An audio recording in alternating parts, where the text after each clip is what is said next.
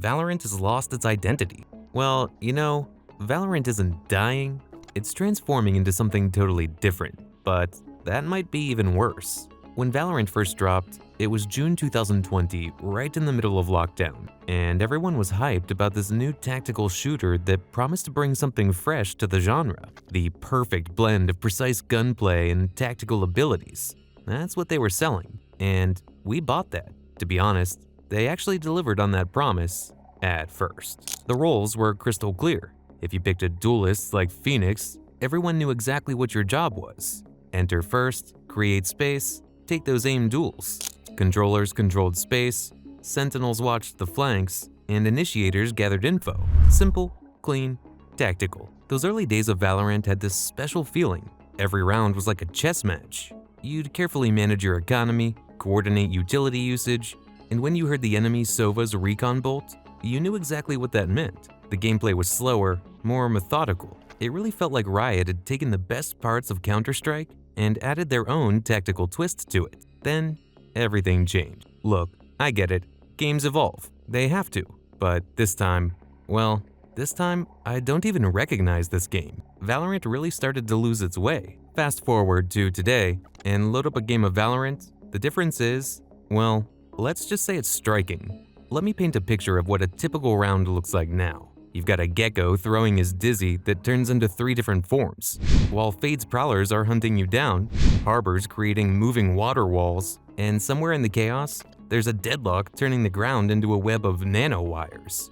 It's like watching a fantasy MOBA somehow merge with a tactical shooter, and this is somehow the best case scenario, because you can also get constantly blinded and have no idea what's going on, like what happened before in 6v6 Overwatch teamfights. Sure, I'll admit it, some of these new agents are pretty sick, the creativity is there, but that's exactly what's messing everything up.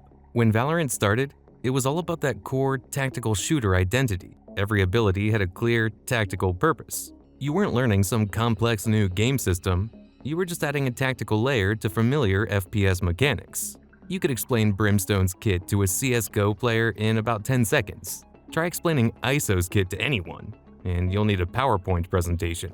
Each new agent that dropped started bringing abilities that felt less and less like tactical shooter utility. And while all this was happening, another transformation was taking place, one that had nothing to do with gameplay. Launch day Valorant had a simple cosmetic system. Sure, there were skins available, but they weren't the focus. The game was about competition, about tactics, about mastering your aim and utility usage. Now, boot up Valorant today, and you're immediately hit with the latest premium skin bundle. And we're not talking about simple weapon skins anymore, we're talking about full-blown digital fashion shows. Each bundle seems more elaborate than the last, with prices that keep creeping up. What used to cost you maybe $20 now easily runs north of $30, and you're getting less and less value for your money. The Battle Pass has become this constant FOMO machine, cycling every few months with more and more stuff crammed in. Gun buddies, player cards, sprays. It's an endless stream of cosmetics that's somehow become more important than the actual game. It's like this always running infomercial for the next shiny thing you apparently need to own. And just like we're seeing in other games, the whole system keeps getting more complicated, more expensive, less player-friendly. It's the same pattern. Companies testing how much they can push, how much they can charge, how many cosmetics they can stuff into the game before players push back. Remember when you could just buy a skin you liked without feeling like you needed a spreadsheet to figure out if you're getting your money's worth? And that's something that just started out as a side element has just ballooned into this huge machine of monetization. It's new cosmetics, new bundles, new ways to spend money each week. The focus has shifted to a great extent that sometimes patch notes sound more excited about new skin lines than actual updates to gameplay. It's like, hey, remember that core game? The tactical shooter part? Well, in reality, the game has become a vessel to sell more cosmetics. The irony? While it does so, it strays further from being a tactical shooter.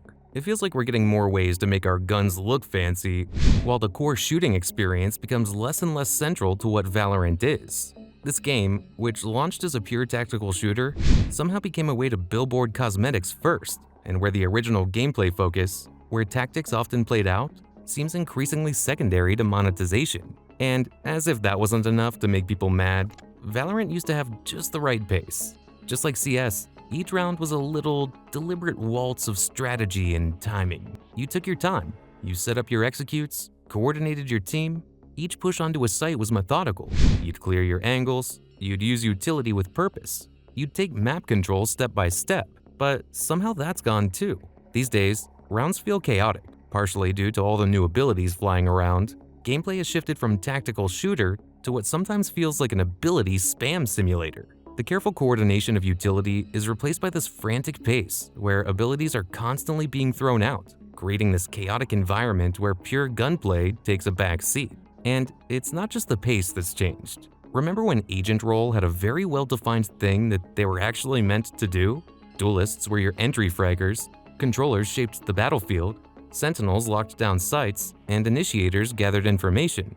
Clean, simple, effective. Now, those clear lines between roles have more or less dissolved into thin air. You've got agents that can do a little of everything, crossing over into multiple roles.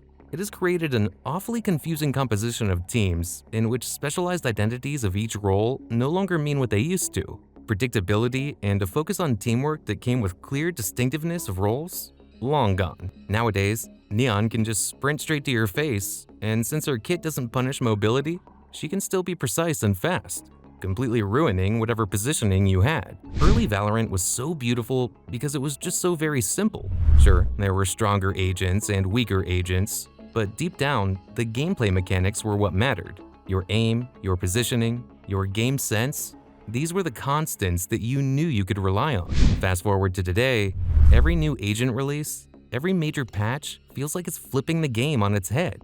Instead of taking the time to really refine what's there, perfect existing mechanics and agents, Valorant just continues to push the envelope with more and more powerful abilities. What's the result of this? It's a constantly changing meta that never quite feels stable. It's like the game is always in this state of revolution rather than evolution. Now, the map situation hasn't helped either. In the beginning, we had 4 maps: Split, Bind, Haven, and Ascent. You could really learn them inside and out. Every corner, every angle, every common position. Now, we're juggling 7 maps at a time from a pool of 10, with some rotating in and out every few months. Just when you start getting comfortable with a map's layout, just when you're beginning to understand its flow and tactics, poof, it's out of rotation. It's again the thing about purpose. Valorant used to have a purpose, but these days, we've got this mixed bag where everything feels a bit surface level. I know this whole thing is basically just us diehard players who fell in love with the game as we first knew it, complaining about the game as it is now. So I'm going to put all the technical stuff aside and focus on a problem that isn't about Valorant itself, but about us. Dude, we're killing the vibe here. Not me though. I'm talking about you lot. When Valorant first launched, there was this sense of everyone being in it together. Yeah, it was competitive, but people were learning, growing, and helping each other out.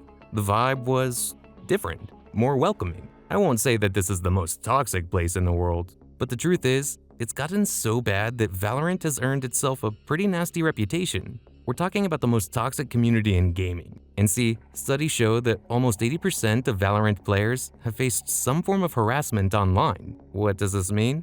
It means that 4 out of 5 players have dealt with toxic behavior, and it shows up in every possible way. You queue into ranked, hoping for a decent match, and what do you get? People going AFK with macros running so they don't get kicked. Teammates holding the spike in spawn just to throw the round. Players refusing to defuse even when they could easily win. And this isn't some rare occurrence. It's happening every single day, in every rank. The pressure of competitive play has turned what should be an enjoyable tactical shooter into this toxic pressure cooker. You don't even need to be playing badly. Sometimes people start throwing for literally no reason. Just queuing up for a match feels like rolling the dice on whether you'll get actual teammates or people who will make the next 40 minutes of your life miserable. It's gotten so bad that people are straight up leaving the game. About 42% of players have either become more careful about when they play or just stopped playing entirely because of how toxic it's gotten. I just got called out for playing badly in Team Deathmatch this morning. Like, I was playing badly,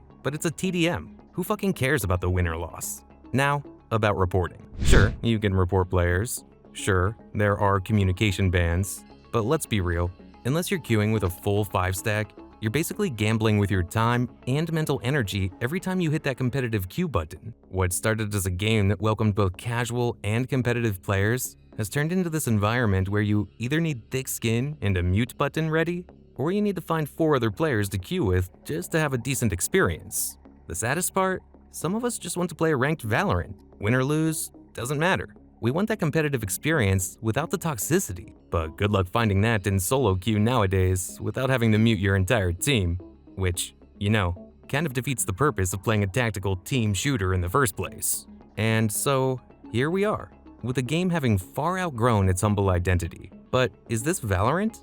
Technically, yes. But this is Valorant 2.0, or by now 3.0. It's a game that has decided to go down the path of spectacle instead of simplicity, complexity over clarity, and constant change rather than consistent core gameplay. The question isn't whether these changes have made Valorant better or worse. That's subjective and depends entirely on what you are looking for in a tactical shooter. The question is whether Valorant still knows what it wants to be. Is it a tactical shooter with abilities?